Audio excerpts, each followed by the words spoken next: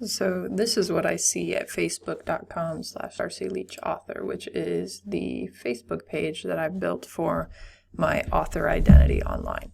Now I got to choose the profile picture, which is what's on the back of my book, and the cover photo, which from my mother in the first day of release was the #1 new release in genetic health for about 8 hours, which I got a screenshot of and now use as daily advertising as my cover page. So one of the things that should be really attractive to you for social media use is that you can control the images, and things like that can become effective advertising that the newspaper might not write about. But if you put it on your cover page, your cover photo, then people see it.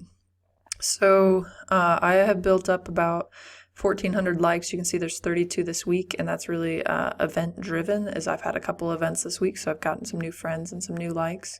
But if we go through, it'll show me my post reach for what I've been doing lately. I have a pinned video, and this is actually my book trailer, so everybody sees that at the top right up here. The book trailer will play. It's a minute long. More than a minute really isn't friendly for social media use. So that book trailer can go through and they can always click on that. You'll see another pinned post here, and I pin this by clicking this top button, and I can either unpin from top or pin it.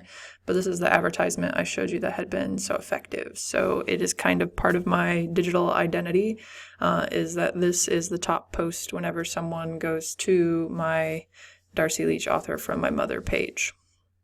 And you can see there's other photos here, including like me networking with another author in a similar area. Actually, he's a good friend of mine, so sharing his book I was happy to do that.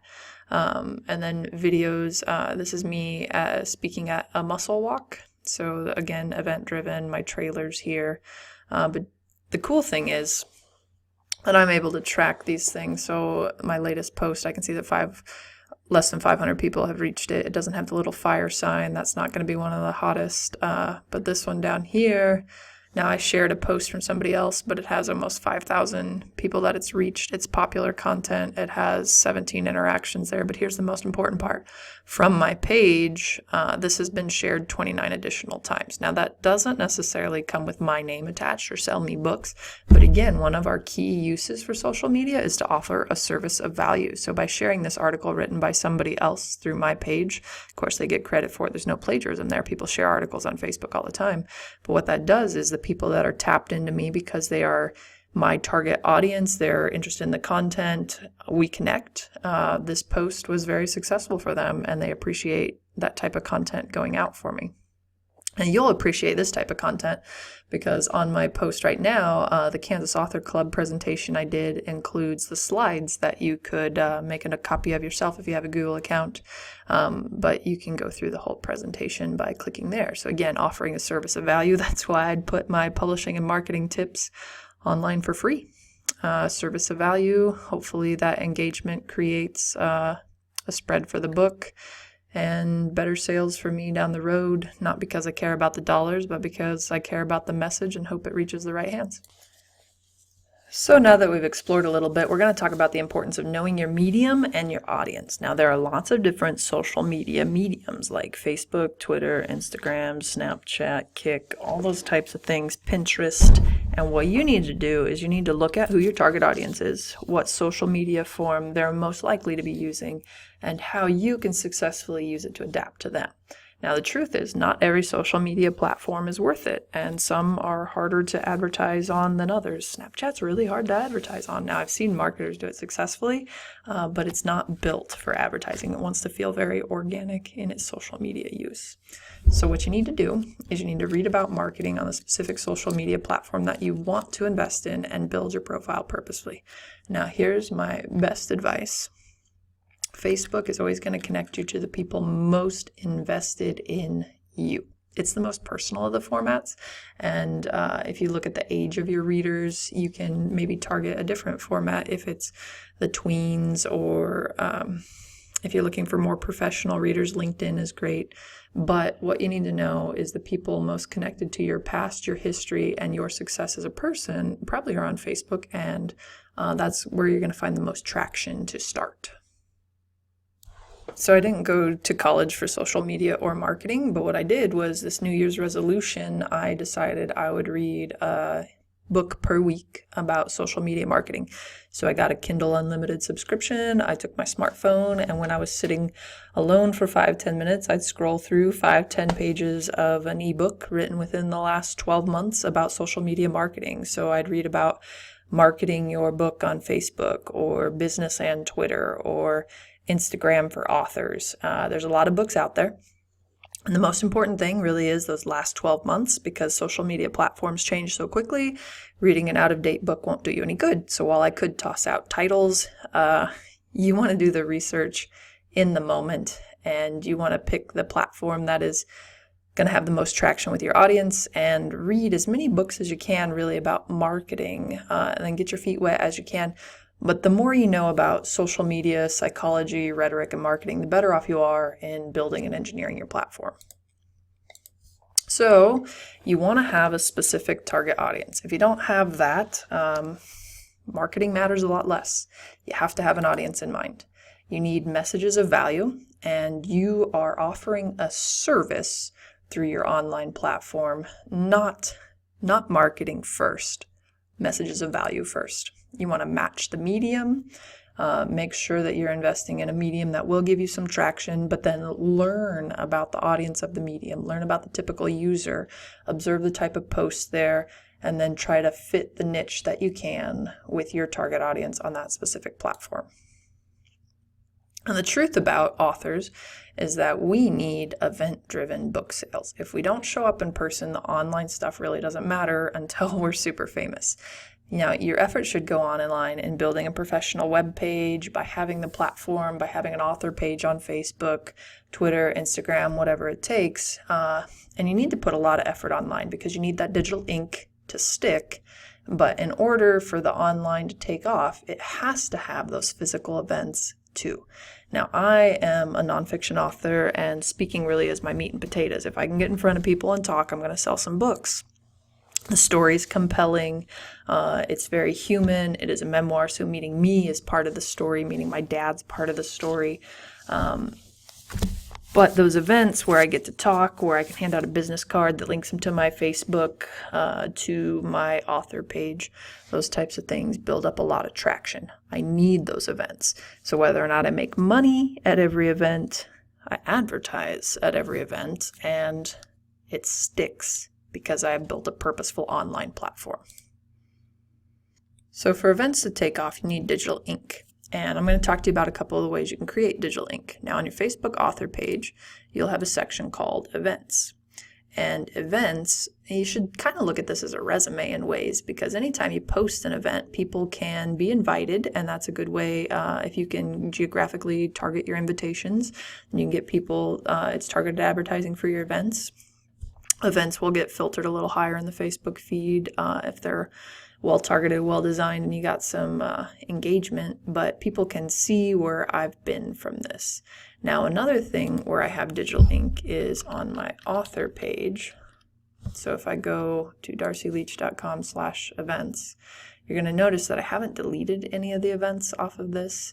And that's mainly because of the digital ink factor. So here people could find future events, but also I have a speaking platform, and I have my past events. So up here's the main bar, events, it shows upcoming events, which yes, these are out of date, but it shows all the types of events I've done. So if you're looking to see, has she done this type of thing before? Does she have experience with it? You can go back and see that. There's a picture, make it more personal. And then I have a list of things that I can do as a speaker. Plus, I have YouTube video of me speaking in somebody's house, which is very personal. That's with a service group in the local area. And then if you want an example of my voice, I have a poetry reading with a little video that plays. And then down at the bottom, conveniently, I have a contact field. And I've made a couple conversions here where people will see my events, what I offer, and then book them by giving me a comment there. There's another option up here with contact, so that they could do this contact form as well. But either way, gets me what I need, which is information in order to get the gig. So here I have a picture, lots of links up here. Of course, they could get to all my digital platform up top. But then they can also fill out this Google form, and then I get an email every time that form's submitted and updated, and I get back in touch with the person ASAP. So it's just the truth in a business of building a platform for your events to take off. You need digital ink, and to build more digital ink, you need events. So the truth is, you need to get out there physically and digitally. So again, these are the events, how they look on Facebook. It looks pretty professional. I got a flyer done on Fiverr for $5, and then I just cropped part of that flyer to use as the event photo, and then I could invite people in the area of where I was. So my Salina friends would get invited to this event, and whether or not they actually show up, they think that I am an active author, that I am in demand, that I am doing events. Those types of things happen. So if you want to view this for yourself, facebook.com/DarcyLeechAuthor/events or darcyleech.com/events will get you there. Now, it is really good to have professional website appeal. So I can edit HTML, and I do have a tech job. But the honest truth is I got a grant from the Salina Arts and Humanities Commission in my hometown to help me publish this book. And I spent some of that money on a graphic designer to help me with my website, and that graphic design was key because my website feels clean, it looks good on mobile, it looks good on a desktop, and that is because of the graphic designer, not because of me. So my graphic designer created this logo for me. I use it on my business cards. It's a nice color scheme, set up the layout. This banner photo was created there. And then the layout, and I can edit all these things, and I do, but the original feel of the website was very much worth paying the money to get an artist's perspective on. So of course, I wrote the book blurb. That picture wasn't created by my graphic designer for the website, but the website layout to be visually attractive, for it to pop, for it to feel professional, so that I do seem like somebody that you might want to bring in as a speaker, that kind of thing. Now, the blog is not within the rest of the website template. It's actually straight from WordPress, but it looks seamless. So I just went from the website to the blog, and now I'm going to go back, and you'll notice it's very similar graphics and layout and that type of thing. So again, the pictures, the layout, the engagement. Goodreads is social media. You should definitely be on Goodreads. You can see the friends. There's also a thanks to the grant program that supported me. That is social engagement. You want to thank the people that help you get where you're at. You've seen the events. And this is one of the most important pages I made in marketing, was a easy one-spot media kit. So it has author profile pictures. You could click on them. Any of them get bigger. Author bio in short, book synopsis in short, pictures of the family, because it ties to the book, author bio in full, book synopsis in full, quotable excerpts, a free chapter that was published in Quest magazine, and where you can click to go straight to Goodreads reviews, and the full cover layout, which you could click and see in full. So if I wanted to send this to a reporter, everything's in one spot for them. So people talk about how websites might not return dollar-wise for an author, but if you're in it for the long game, building a website or having one built and then being able to establish that professional reputation is really how you're going to catapult yourself into having an author career. And if you're writing one book and one book only, it might not be a worthwhile investment, but if you're looking for an author career and want that platform and digital ink, a website professionally designed is definitely the way to go. So I highly encourage you right now, take a look and explore darcyleech.com for yourself.